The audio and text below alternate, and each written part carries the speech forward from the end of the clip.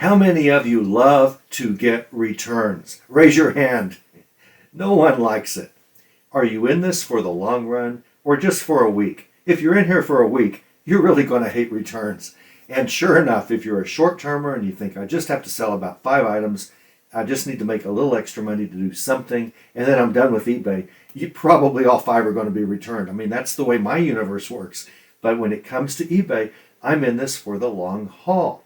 If I get a return, I get a return. It's no big deal. When I see the return and I read the reason, is there a little touch of dread? Yes, I wouldn't be honest. And I wouldn't be honest if I didn't say, of course I don't like that. Of course, I guess I should say, of course I would rather not ever see those, but I hardly ever see those. The more accurate of your description and condition, and the more reasonable your price is, and as you become a better seller and you start selling more things, you can sell in the upper range of the comparable prices that are selling right now. You can sell in the upper range. Please don't be the lowest seller on the block for most things that you sell. That's a bad, in my opinion, that's a bad business model. That's for Walmart, who can do $1 billion a year sales. That's not for you and I. Therefore, as long as your price is not outrageous, as long as your description is accurate, as long as your condition is accurate, and as long as your pictures are accurate, your return rate should be very low. Now, you will still get a return rate. You'll still get returns if you sell a lot because people change their mind. People just don't read everything. You're going to get accused of saying things that you didn't say. You're going to get accused of not saying things you did say. But I would say 1 out of 2 returns that I get are out of my control. The buyer literally did not read something and look at the pictures. They literally didn't. And they're going to say, this has a crack and you never said it had a crack and you never showed a picture. And I will respond with, oh, we're so sorry that you didn't see that. But as you can see in this picture, and I'll say picture number 4 and 5, because I'll usually take a lot of pictures if there's a problem with an item.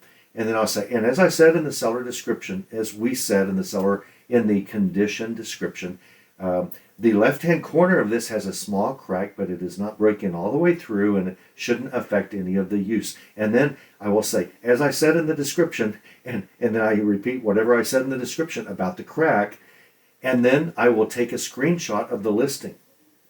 And then I will say, but we will gladly, of course, you've started the return. As soon as we get it back, if it's in the same condition we sent it to you in, we will gladly refund all your money. Sometimes they'll cancel the return.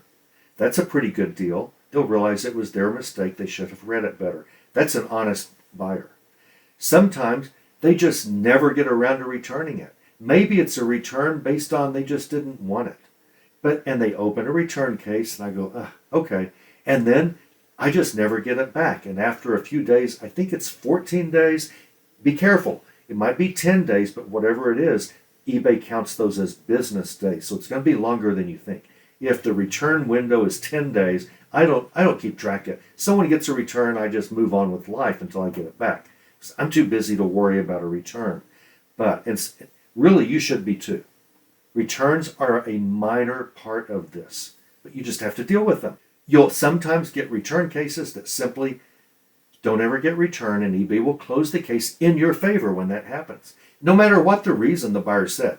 Now, some returns will count against us. If the buyer says it's not as described, it arrived damaged, there are several reasons why returns will work against us. And if we get too many of those bad returns that were our fault, eBay will start lowering us in the search engine, and eBay might give us a 3-day vacation, meaning we can't sell for 3 days until we get our return rate up, or as punishment. And then if we continue to keep it down, they're going to definitely take away top rated seller if you've got it, and they might even put you in the bad category of sellers where they charge you, I think it's 8% a month, 8% extra seller fees just as punishment for your account dropping so badly. And one reason that happens is because of a high return rate. You don't want returns, but they are a part of doing business, and they're a part of this business, especially we're dealing with people people to people. That's the great thing about eBay. A lot of Amazon buyers have no idea. They're also buying from a lot of resellers like you and I, because a lot of people like us sell on Amazon, just resellers. But a lot of Amazon buyers thinks it's just a huge corporation of Amazon and that's who they're buying from. It's really not. Amazon is just a broker for many transactions that happen there. So but here they know we're people. They know it's people to people, family to family generally, and so they know they're dealing with you and I a lot of times. So returns happen, and a lot of times it's not our fault, but it can still count against us. And I have other places, but they can still count against us if it's a reason, if they blame you for the return. Now, there are ways to get that removed from your record. We will talk about how to get marks removed from your record, but this is a video about returns. Moving on. Why on earth would you accept a return? Why would Walmart accept a return? Why would Amazon accept? Why would every major company on earth that is doing a lot of business accept returns? Because they know that if they accept returns, they will have more sales. Because what you're telling your buyer is, the seller, I will take all risk. All risk. If for whatever reason you don't like this, I'm not only going to give your money back, I'm going to pay the return shipping label. That's what I do. You don't have to do that. You don't have to accept returns, but then again, you really do.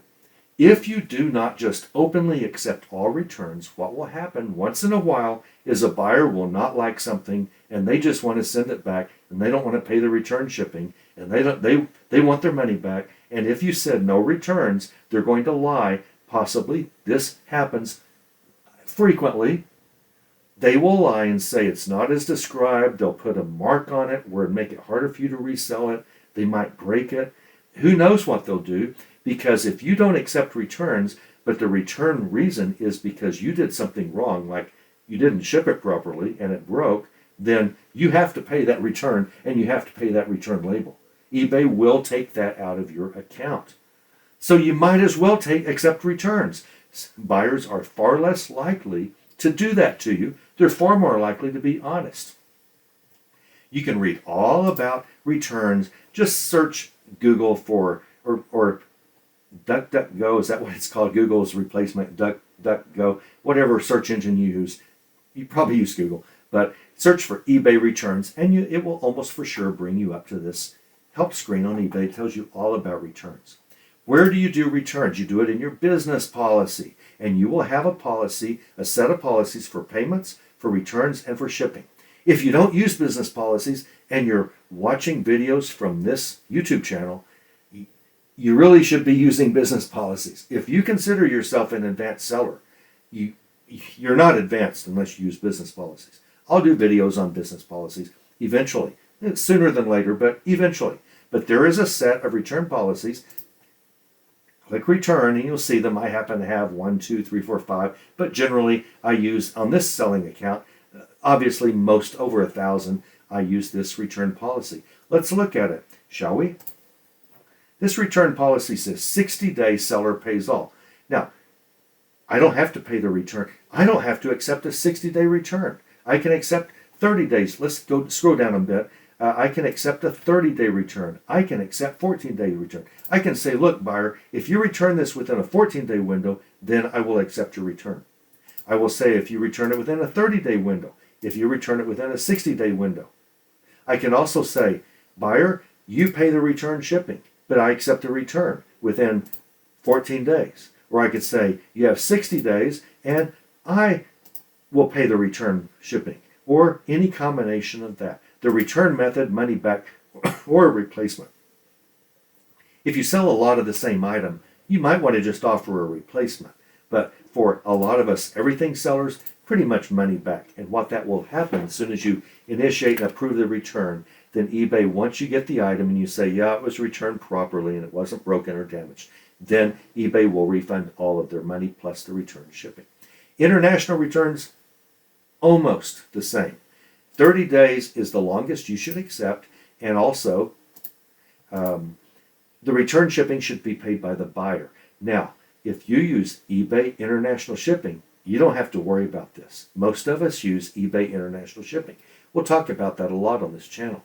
So really, this doesn't apply for most of us anymore. Used to, it doesn't anymore.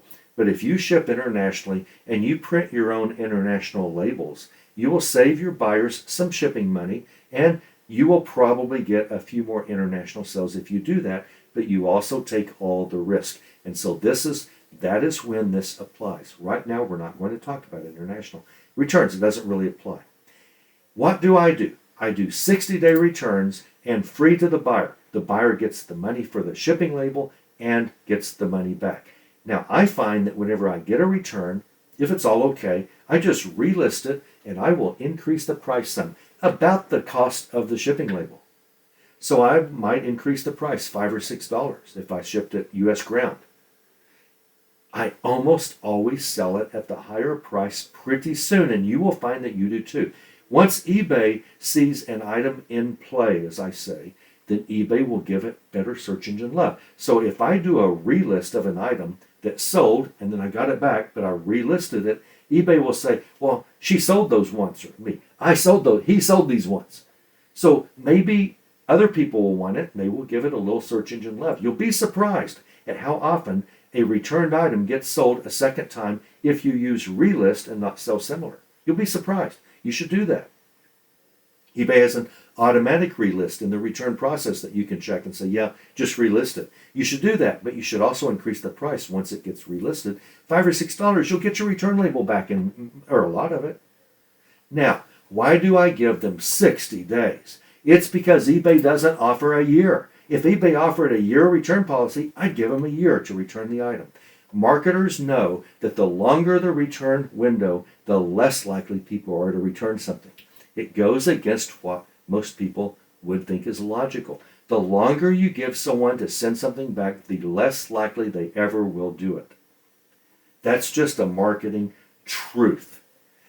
If eBay gave me a 10-year return policy, you return this within 10 years and I'll give your money back, I would be using it on every item I sell. Why do I want to give free returns on every item I sell? Because I want every buyer to know it's on me is the risk, not on them. I make far more sales. I also do everything I can to ensure I have fewer and fewer returns. Good pictures, good descriptions, good conditions. I also give them 60 days to return, not 14, which is the minimum. More people would return items to me if I only gave them 14 days. Why is that? Some people don't even get around to opening the box for a few days. You know, a week goes by, 10 days go by, and they think, oh man, I haven't got to that yet. I've only got 4 more days to try it, see if it works, see if I like it. I'm just going to return it. I'll buy it again later. But if they have 60 days, they're going to go, I've still got time. Put it off to the side. I'm not ready to mess with it yet. And in about 100 days, they might see the box again, but it's too late then. That's the human nature. That's the way it works.